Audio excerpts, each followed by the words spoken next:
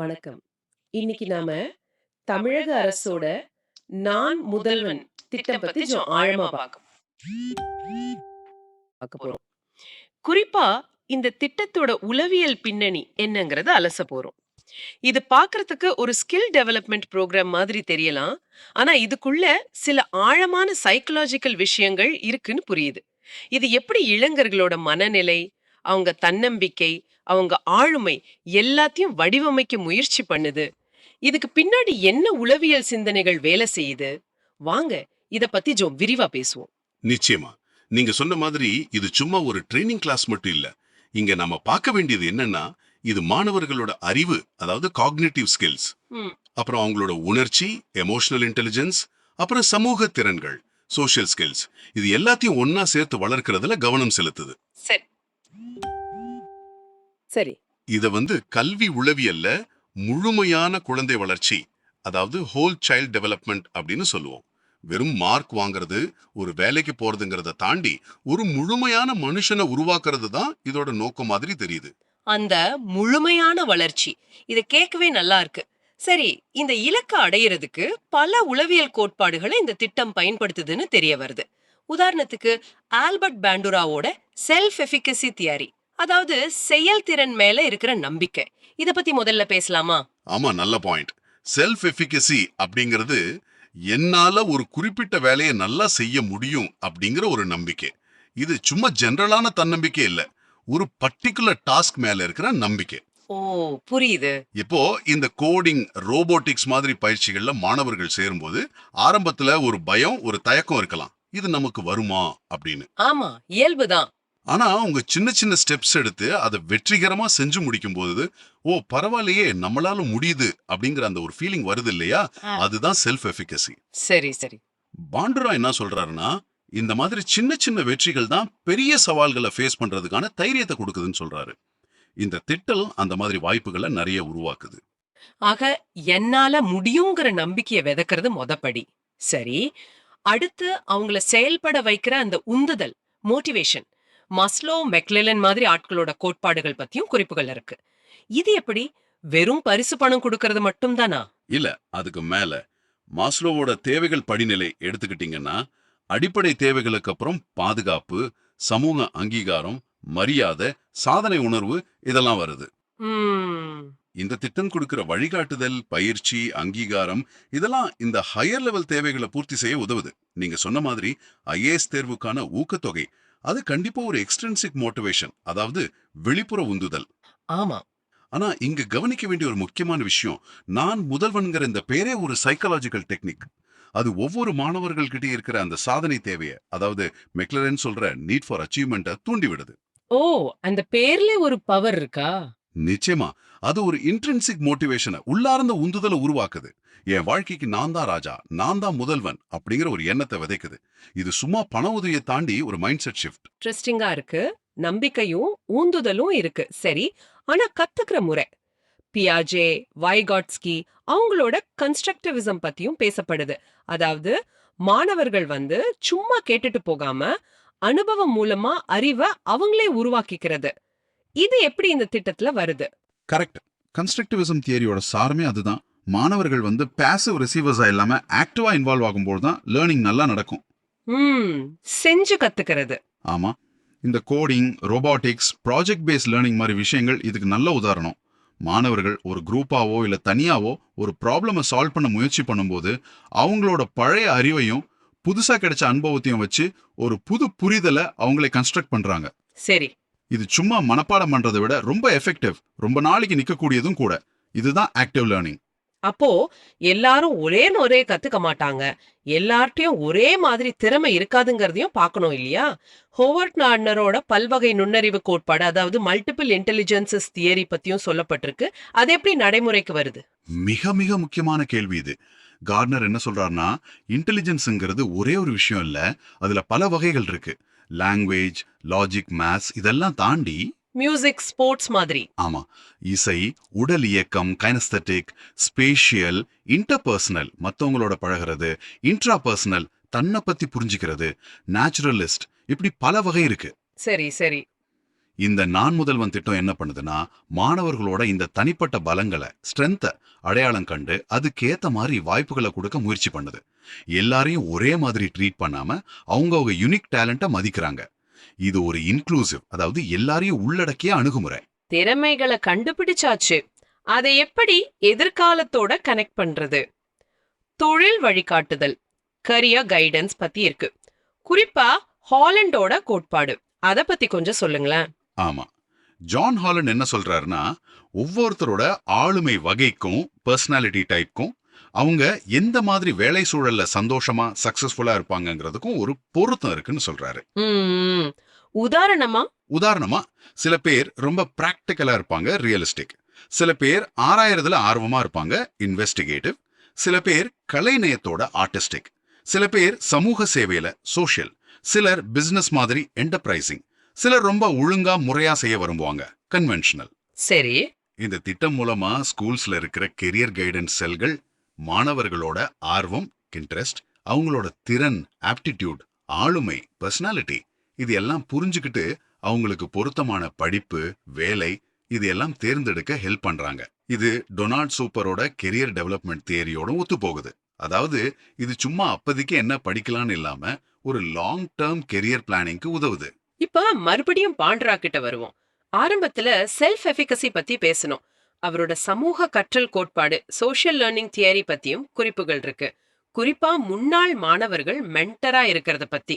இதோட psychological impact என்ன?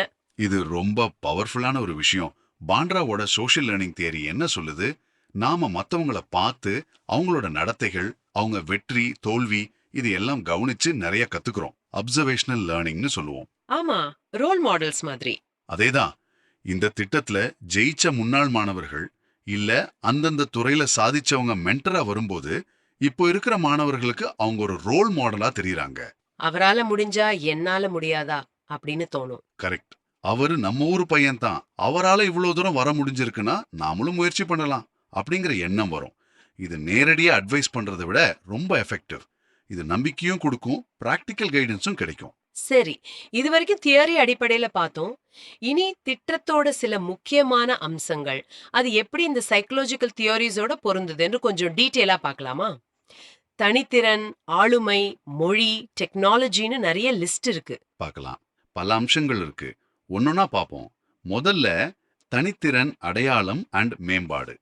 இது நம்ம ஏற்கனவே பேசின கார்ட்னரோட பல்வகை நுண்ணறிவு தியரியோட நேரடி அப்ளிகேஷன். ஒவ்வொருத்தரோட யூனிக் டேலண்ட்டை கண்டுபிடிச்சி என்கரேஜ் பண்றது.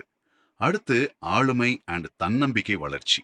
இது பாண்டூராவோட செல்ஃப் எஃபிகசி, அப்புறம் ஒரு பாசிட்டிவ் செல்ஃப் கான்செப்ட் வளர்க்கறது. அந்த திட்டத்தோட பேரே அதுக்கு ஹெல்ப் பண்ணுது. மூணாவது மொழி அண்ட் தொடர்பாடல் திறன். தமிழ், இங்கிலீஷ் மாதிரி மொழிகள்ல நல்லா பேசுறது, எழுதுறது, சமூகத்துல பழகிறதுக்கும் சோஷியல் காம்பிடன்ஸ். நம்ம ஐடியாஸை சரியா சொல்லவும் கம்யூனிகேஷன் ஸ்கில்ஸ் ரொம்ப முக்கியம். வைகோஸ்கி சொன்ன மாதிரி இது திங்கிங் டெவலப்மெண்ட்டுக்கும் ஹெல்ப் பண்ணும். நாலாவது தொழில்நுட்ப திறன். கோடிங், ஏஐ இதெல்லாம் இன்னைக்கு காலத்தோட தேவை. ஆனா சைக்கலாஜிக்கலா பார்த்தா இது logical reasoning, problem solving, critical thinking, கிரியேட்டிவிட்டின்னு ஹையர் ஆர்டர் திங்கிங் ஸ்கில்ஸை வளர்க்குது. இதை பத்தியும் இருக்கே. ஆமா, மனநலம் அண்ட் உடல் நலம். ஸ்ட்ரெஸ்ஸை எப்படி ஹேண்டில் பண்றது, ஸ்ட்ரெஸ் மேனேஜ்மெண்ட், நம்ம உணர்ச்சிகளை எப்படி புரிஞ்சுக்கிறது, கண்ட்ரோல் பண்றது, இமோஷனல் இன்டெலிஜென்ஸ் இதெல்லாம் ஒரு பேலன்ஸ்ட் பர்சனாலிட்டிக்கு ரொம்ப முக்கியம். மாணவர்களோட ஒட்டுமொத்த வெல்பீயிங்க்கு இது அவசியம். சமூக உறவு அண்ட் பண்பாட்டு விழிப்புணர்வு. இது எரிக் எரிக்சனோட சைக்கோ சோஷியல் டெவலப்மெண்ட் தியரியோட தொடர்புடையது. குறிப்பா டீனேஜ்ல மாணவர்கள் தங்களோட ஐடென்டிட்டி என்ன, சொசைட்டில நம்ம ரோல் என்னன்னு தேடுவாங்க. அப்போ இந்த மாதிரி கைடன்ஸ் ரொம்ப ஹெல்ப்ஃபுல். சோஷியல் ரெஸ்பான்சிபிலிட்டியும் வளரும்.